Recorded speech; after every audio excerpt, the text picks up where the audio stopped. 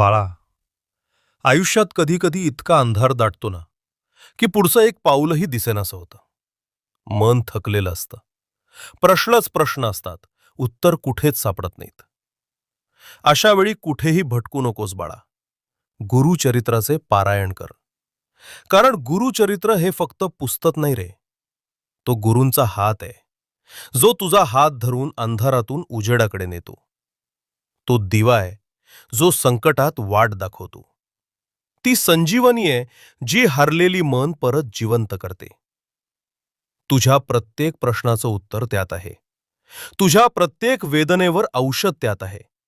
आणि प्रत्येक संकटातून बाहेर काढायचा एकमेव मार्ग म्हणजे गुरुचरित्र. फक्त वाचू नकोस बाळा. मन लावून वाच. विश्वास ठेवून वाच. एकही पान रिकाम्या मनाने उलटू नकोस.